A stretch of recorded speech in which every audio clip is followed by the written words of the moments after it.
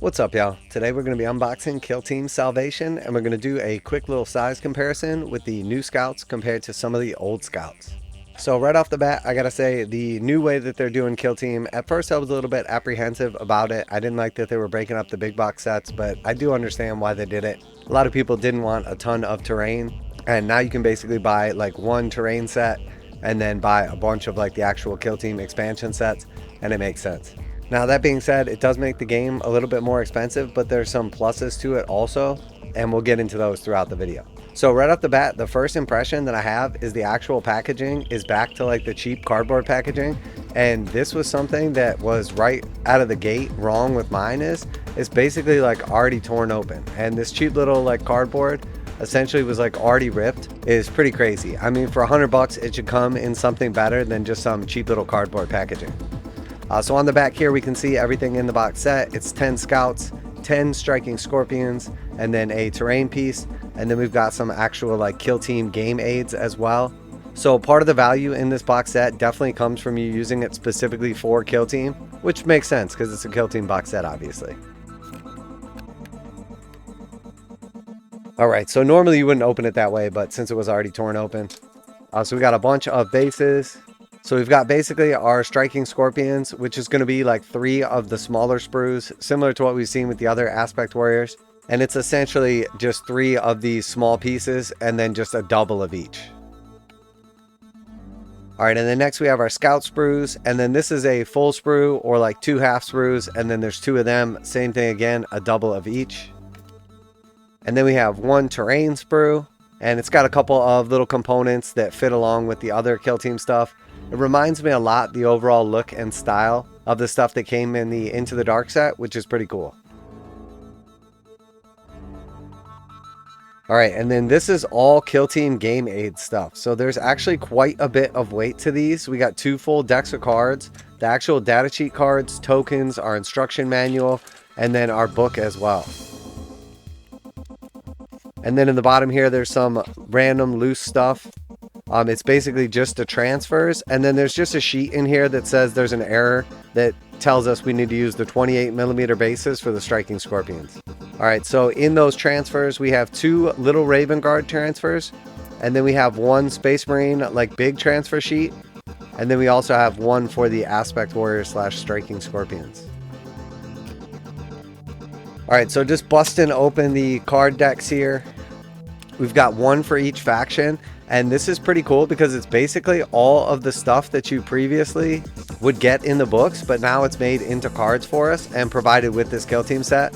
So we have our faction tac ops for the striking scorpions, which is actually the Blades of Cain is the name of the Killteam, and then there's a token guide as well. And then we have the Blades of Cain ability cards, and then they're labeled at the top because actually these are for aspect warriors, not just striking scorpions. So you get 10 striking scorpions in the set, but you can also use howling banshees or dire avengers. So we have 1, 2, 3, 4, 5 for striking scorpions, then 1, 2, 3, 4, 5 for howling banshees, and then 5 for dire avengers as well. So pretty cool. And then we have the equipment. So there's like 7 of those. And then we have our tactical ploys, 4 of those. And then we have our strategic ploys, which we have 4 of those. So pretty neat little setup. And then on the back we do have the actual like aspect warrior symbol on here, and then of course on the deck as well. Alright, and then same thing for the scouts. So here we have the faction tac ops, 3 of those. Then we have our token guide, 8 ability cards, and then we have equipment cards, and then we have our tactical ploys, 4 of those, and then our strategic ploys, 4 of those. So pretty cool little setup. And then again we've got our little logo on the back, and these are like a little bit bigger than an actual like deck of cards. They're basically about the same width, just like slightly taller. Alright, and then just busting into the actual book. So we have our Salvation book, very similar to like the previous books that we've gotten for the different games, different editions. And if we just kind of go through here, there's a bunch of like background telling us a little bit about the story, setting the scene and everything. And then we have some actual like writing, like fun stories in here. It's a bunch of pictures. name guide, all kinds of like random generators. And then we get to the actual rules, and it's going to talk specifically how it did in the previous books. We have our scout kill team, tells you exactly what you can take. And it is kind of interesting. You get 1 scout sergeant and then 8 regular scouts, and then you can choose from them as many warriors as you want, but only 1 heavy gunner, 1 heavy gunner, 1 hunter, 1 sniper, and 1 tracker. So you can basically take a heavy bolter or missile launcher, and then you have the hunter, the sniper, the tracker, and then as many warriors as you want. And it specifically says, other than warrior operatives, your kill team can only include each operative above once. So you can take a heavy gunner with the heavy bolter, and then also with the missile launcher. That's why they have 2 separate ones. But you do only get 9 members in your kill team, but you get 10 guys. So then there's all the rest of your stuff, which is now in card form. And then we have the data sheets separately in cards as well. And then we're going to get the same exact thing for the striking scorpions, aka the blades of Cain. So we can pick 1 Exarch. You have either the Dire Avenger Exarch, the Howling Banshee Exarch, or the Striking Scorpion Exarch. And then you have 7 blades of Cain, which are either Dire Avengers, Howling Banshees, or Striking Scorpions. So you get a total of 8 members, 1 Exarch, and then 7 Aspect Warriors. So it's 8 versus 9. And then again, we have all that stuff right here, kind of going through. There is some terrain rules and everything in the back here, talking about the actual Beta Decima rules. And then we have the fold out back cover with a cool little map on it. So pretty neat overall, nice book, similar to what we've seen in the past. And then here's just our instruction manual, just telling us how to assemble everything. The terrain in the back is actually only like 1 sheet front and back, so nice and simple. Then we have our token sheets. This one is for the scouts.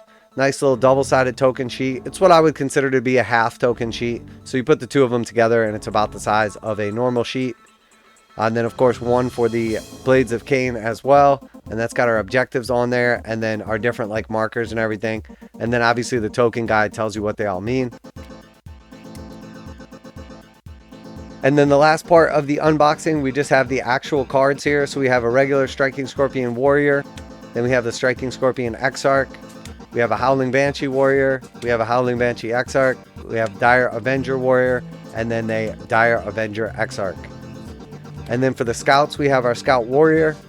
We have our Scout Tracker, Sniper, the Hunter, and then we have a Heavy Gunner. Now this single card has both of the Heavy Gunner operatives on it, the Missile Launcher and the Heavy Bolter.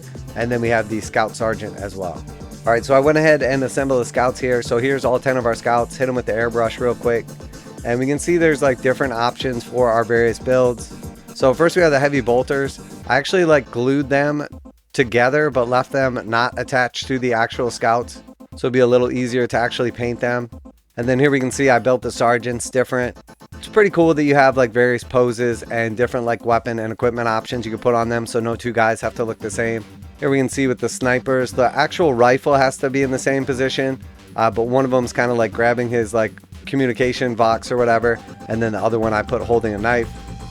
It's got like the cool little camo cloak and everything, pretty neat. Then we've got some other various builds as well, the hunter and just a regular warrior. And then just for size comparison, also I've got some of the old scouts. Keep in mind these actually have like a head swap on them, so they have Scion heads from Imperial Guard, so don't mind that. I think there's a couple slight conversions in there as well, but the overall size, you can see the old ones used to come on 25mm bases. The new ones are on the 28.5. And just comparing the actual size, and keep in mind obviously the heads are left off, you can see the new scouts are substantially larger. And again here with the actual sniper, you can see the old sniper compared to the new one. The new one's like shoulder comes up to the height of the other one's head. So substantially larger, super chunky, very, very detailed, nice models.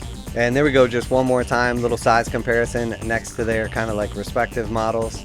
I gotta say the new models are absolutely amazing. The old scouts were like pretty cool, but definitely dated. The new ones are absolutely awesome. They came with a ton of extra bits, lots of options. I really like that you didn't have to build any 2 guys to look the same. Every dude has at least like 2 or 3 different options for a build. And the majority of the parts you can just mix and match. You don't even have to follow the book. Don't mind that I left the heads off. It's just for simplicity of like painting. You guys know I'd like to paint them on the head sprues. And then also their little bits on their pack are optional as well. It's a bunch of little extra bits you can put on there. Some like climbing ropes and grenades and stuff like that. So when it's all said and done, I gotta say that the new way that they box up Kill Team, I get why they did it. I wish they wouldn't have used as cheap of packaging, but that's probably the least important thing. It's cool that it comes with all of the actual like cards and everything, but that's definitely part of what you're paying for. But I think the way that they're doing it now with like 2 kill teams and just a single piece of terrain and then all the cards and everything is probably better in the long run, because it allows them to produce more of those sets and not make as much terrain. So you can still get all the like big kits of terrain, and then you can expand onto it with like more kill teams and then the small accessory terrain pieces. And I think that's what most people want. It seems like it's going to work out much better for Warcry and Killteam as well. So hopefully if you found this video useful and got anything out of it, Tabletop Bros has earned your subscription. If you got any questions or anything, feel free to ask down below. I'll be glad to answer them for you. But that's it from Tabletop Bros. Later!